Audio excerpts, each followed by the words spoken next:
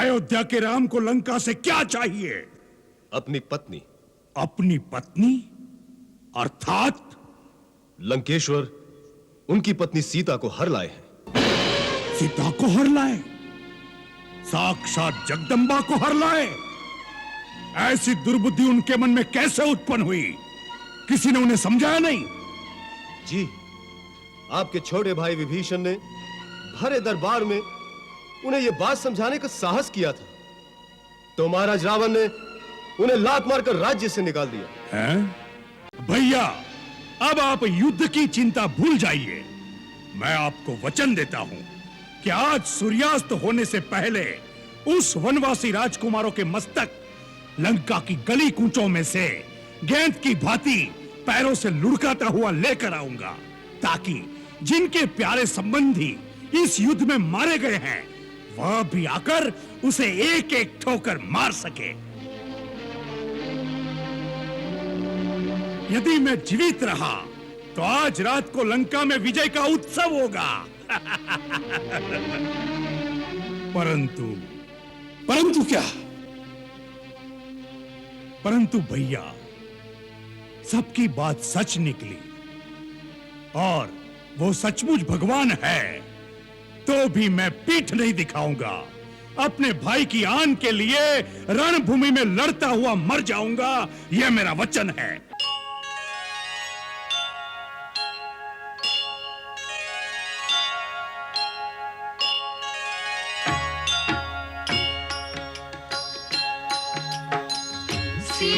सीताराम चरित अति पावन, मधुर सरस अरु अति मन भावन।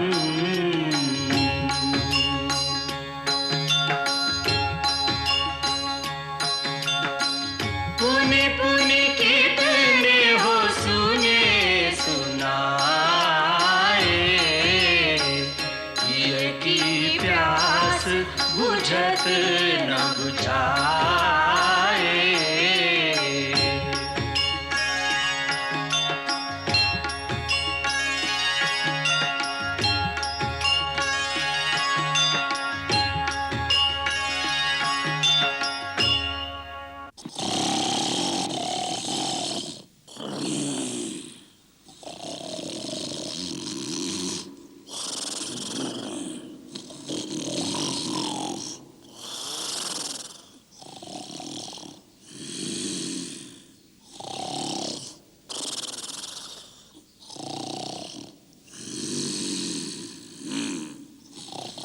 बाजे कान के पास बजाओ।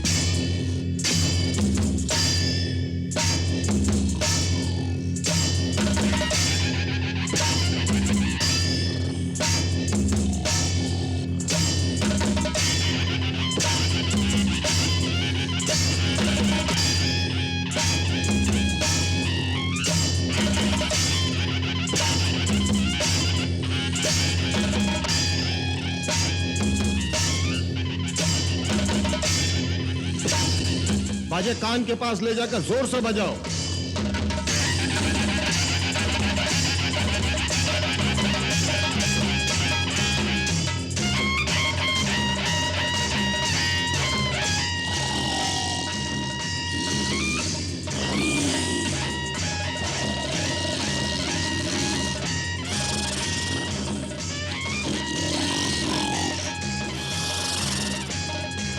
और जोर से।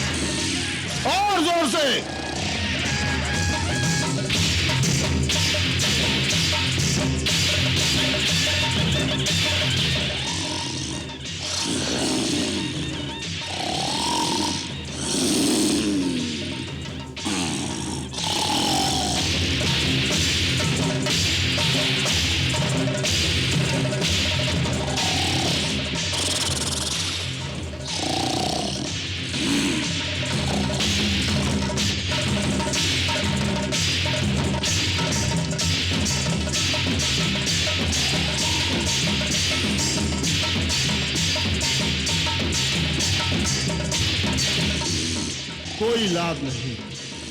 बाजे वाले हट जाएं, भाले और खड़ग इनके शरीर में चुभाए जाएं।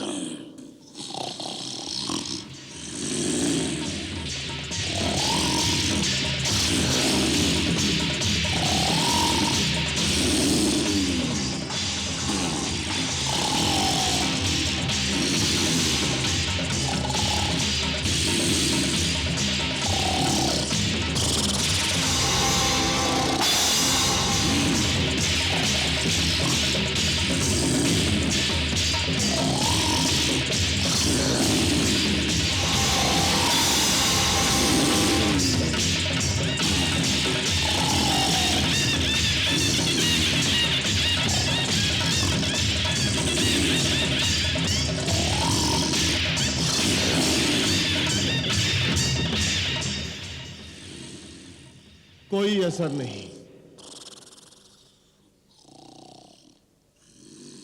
पेड़ और पत्थर लेकर आओ।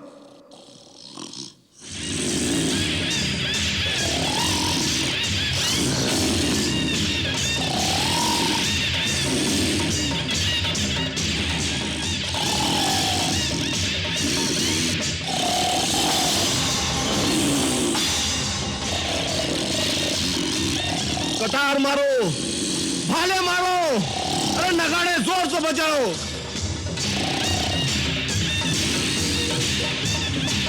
इनको उठाने का प्रयत्न करो, जोर से और जोर से।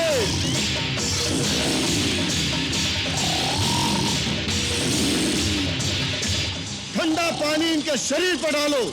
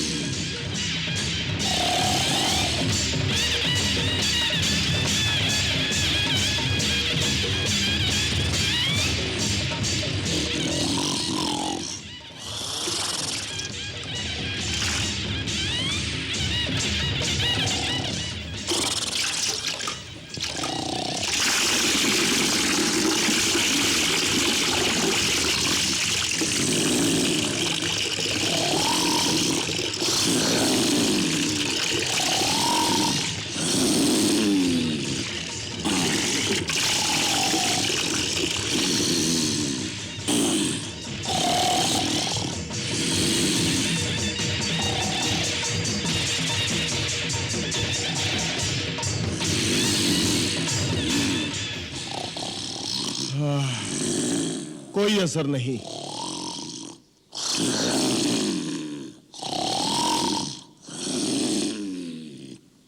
हाथी की चिंगार से जगाओ।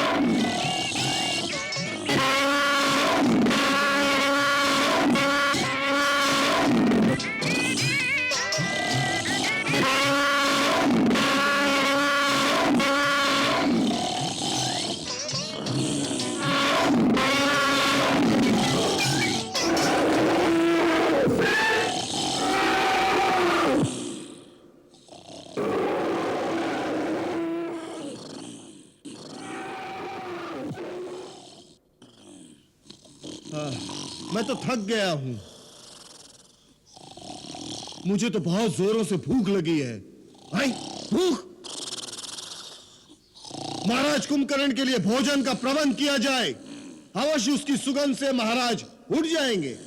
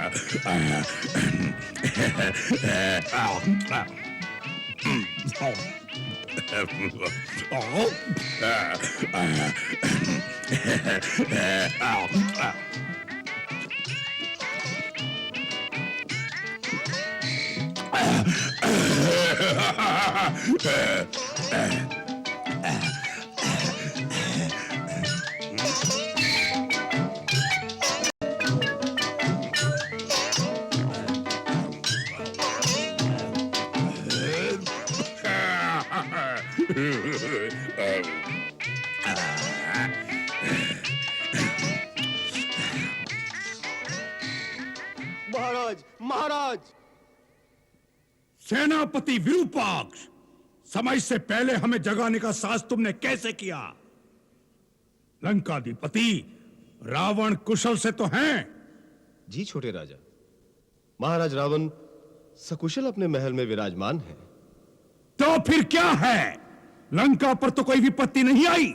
जी, अभी तक तो लंका पूरी तरह सुरक्षित है, परंतु अब उसकी सुरक्षा संकट में है।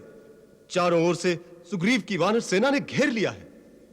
वानर सेना ने घेर लिया है, परंतु वानर राज वाली के साथ तो हमारी संधि थी। वाली मारा जा चुका है। उसका छोटा भाई सुग्रीव वानर देश से सिंहासनारूढ़ है और अयोध्या के वनवासी राजा राम की सहायता के लिए उसने अपनी सेना सहित लंका पर चढ़ाई कर दी है। वानरों ने लंका की राजधानी को घेर रखा है। परंतु क्यों? अयोध्या के राम को लंका से क्या चाहिए? अपनी पत्नी। अपनी पत्नी अर्थात? लंकेश्वर उनकी पत्नी सीता को हर लाए हैं।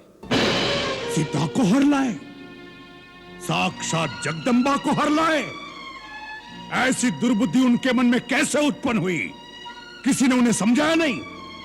जी, आपके छोटे भाई विभीषण ने भरे दरबार में उन्हें यह बात समझाने का साहस किया था, तो महाराज रावण ने उन्हें लात मारकर राज्य से निकाल दिया। हैं? क्या शत्रु बहुत शक्तिशाली है? आज रणभूमि में राम ने न केवल लंकेश्वर का उपहास किया, बल्कि उनका घोर अपमान भी किया है। निशस्त्र करके उन्हें यह कह के छोड़ दिया कि जाओ, अभी थक गए होंगे। मैं थके हुए निहत्थे शत्रु पर वार नहीं करता। महाराज रावण अपने भवन में आपकी प्रतीक्षा कर रहे हैं।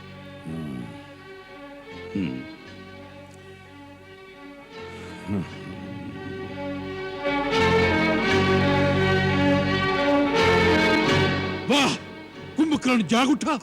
जी हां महाराज, श्रीमान कुंभकर्ण नगर से होते हुए आपके दर्शन के लिए पधार रहे हैं। श्रीमान कुंभकर्ण को देखकर नगर में उत्साह की लहर फैल गई है। अब तो चारों ओर उत्साह ही उत्साह दिखाई देगा। हम विलास भवन की छत पर जाते हैं, वीरवर कुंभकर्ण से वहीं मिलेंगे।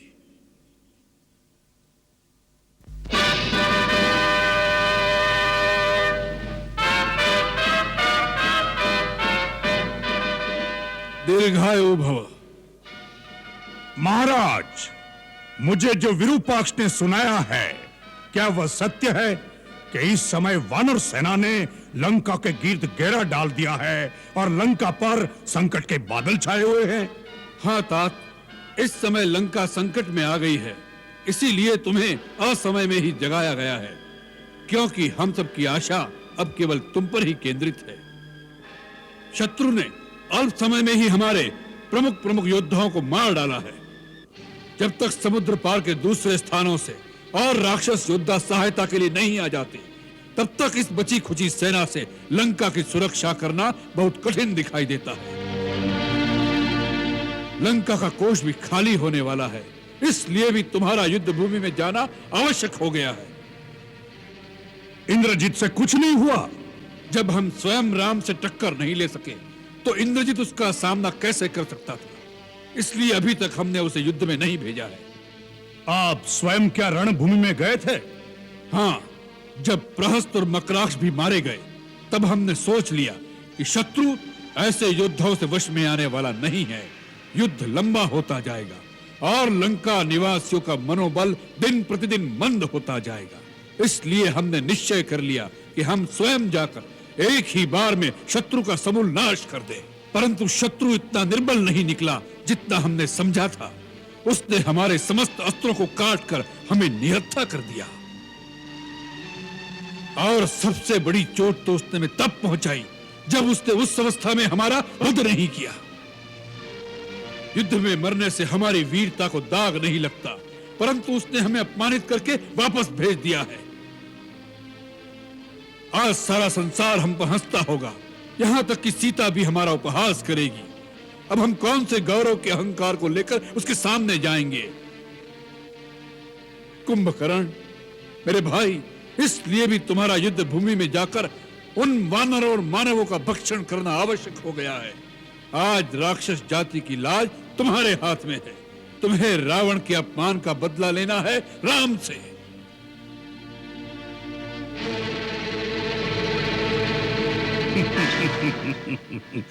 तीनों लोकों का विजेता रावण, जिसके आगे शस्त्रहीन, श्रीहीन और मानहीन होकर रह गया, उस पर भी आपने इस बात पर ध्यान नहीं दिया कि वास्तव में श्री राम कौन है। कुंभकर्ण!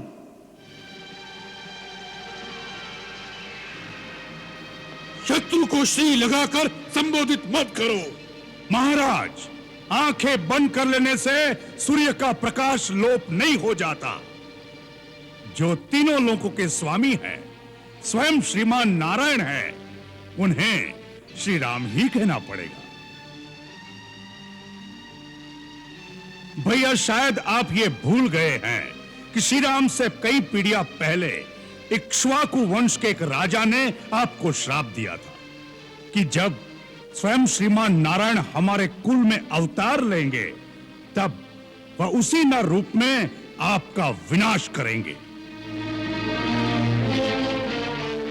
वो बात भी भूल गए जो नारद ने मुझे बताई थी कि विष्णु ने राक्षसों का नाश करने के लिए अयोध्यापति दशरथ के घर जन्म लिया है। भैया, ब्रह्मा की बात भी भूल गए, फिर भी आप महारानी सीता का हरण कर लाए, जो स्वयं लक्ष्मी का अवतार है। हमें अपनी बहन के अपमान का बदला लेना था। हमारे भाई के वध का प्रतिशोध क्या हमारा कर्तव्य नहीं था?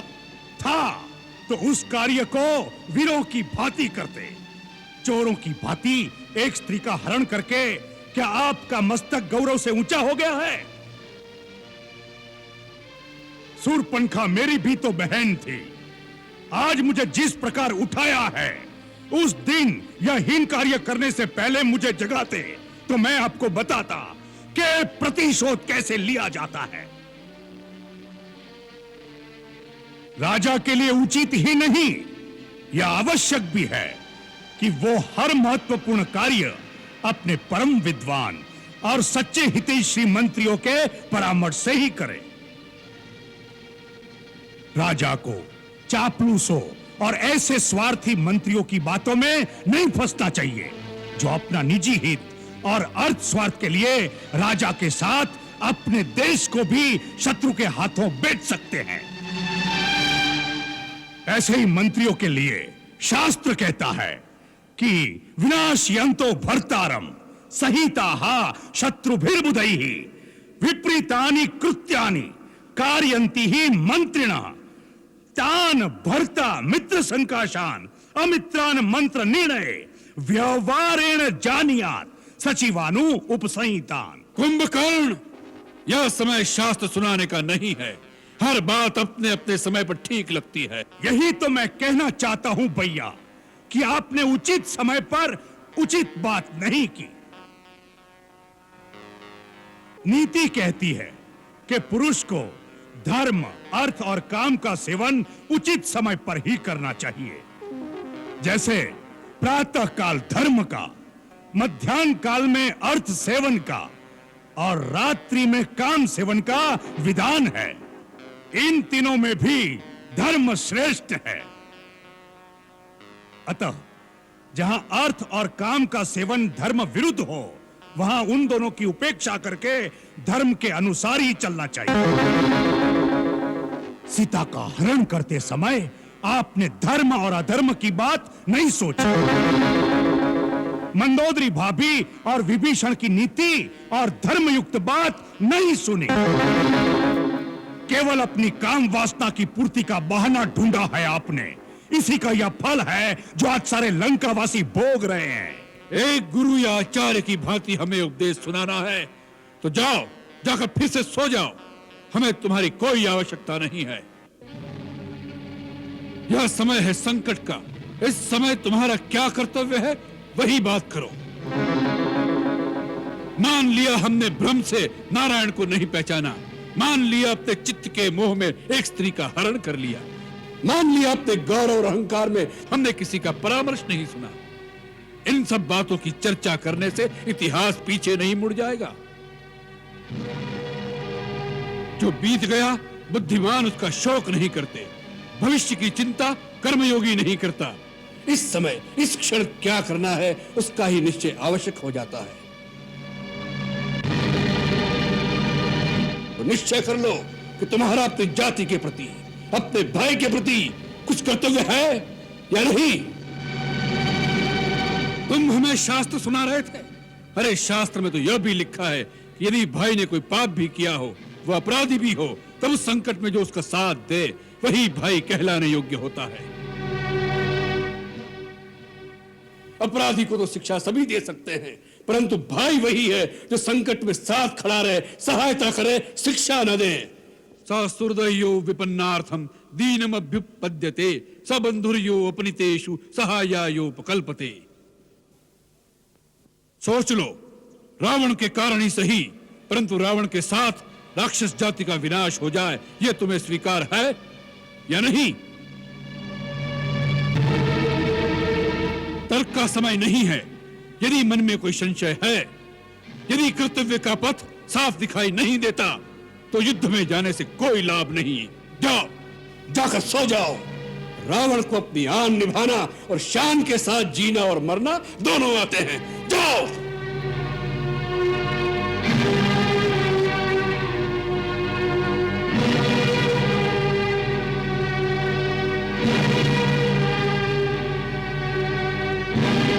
भैया, आपने मुझे ठीक प्रकार से समझा नहीं। मैंने जो कहा वह एक सच्चा हितैषी होने के नाते कहा। वो मेरा अधिकार भी था और कर्तव्य भी। इस समय मुझे क्या करना है उसके बारे में न मेरे मन में कोई शंका है, न मेरे पथ पे कोई अंधकार। मैं तो छोटा भाई हूं और छोटे भाई का एक ही धर्म है, जब तक वो जीवित है और स्वस्थ है तब तक बड़े भाई को कोई भी कष्ट नहीं होना चाहिए। उसके जीते जी यदि बड़े भाई को चिंता रहे या वो संकट में आ जाए तो छोटे भाई पर धिक्कार है। छोटा भाई मित्र भी है और सेवक भी है।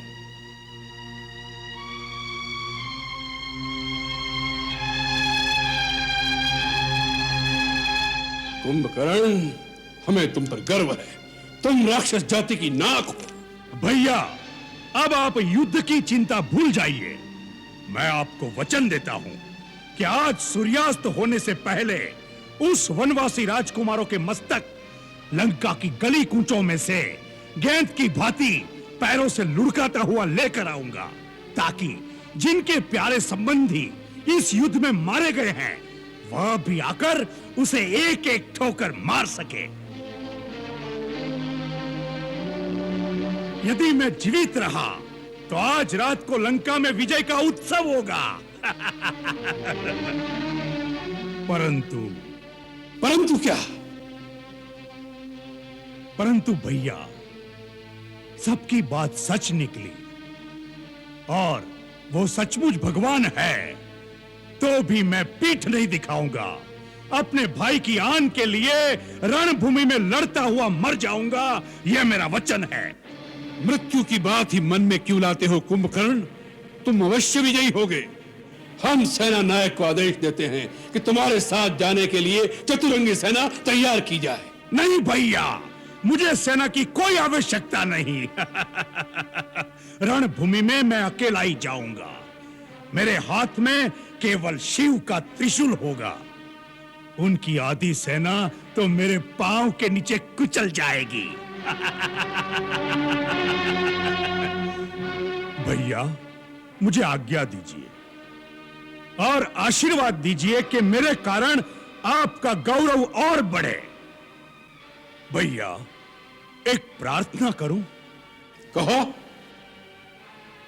यदि मैं रणभूमि में मारा गया तो समझ लेना फिर उन्हें कोई नहीं जीत सकता। तब श्री राम को भगवान मानकर उनकी शरण में चले जाइएगा, जिससे हमारा कुल समूल नष्ट होने से बच जाए और आपका राज अकंटक हो जाए।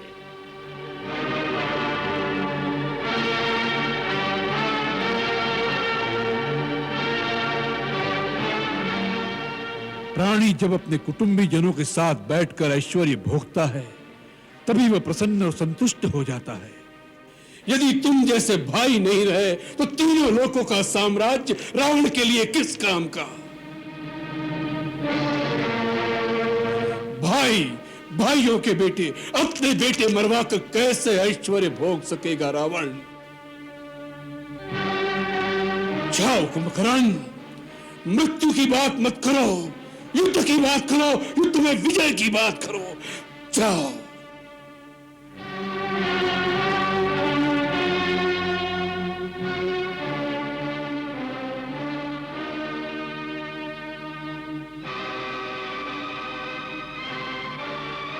भैया, मुझे आशीर्वाद दीजिए।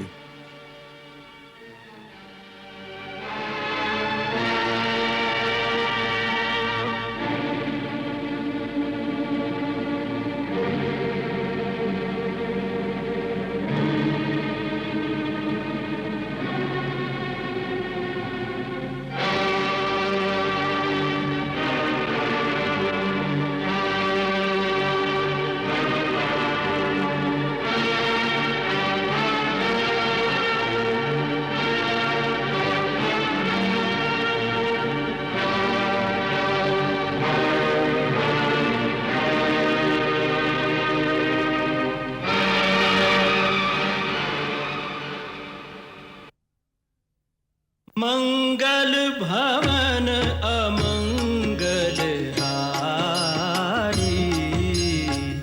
रहो सुदशरथ अजिर बिहारी।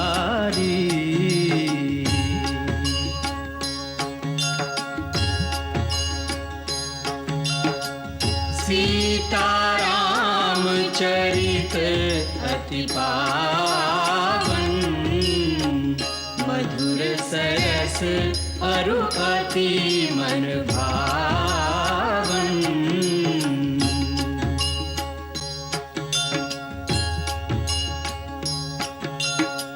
पुनि पुनि कितने हो सुने सुनाए, हिय की प्यास बुझत न बुझाए।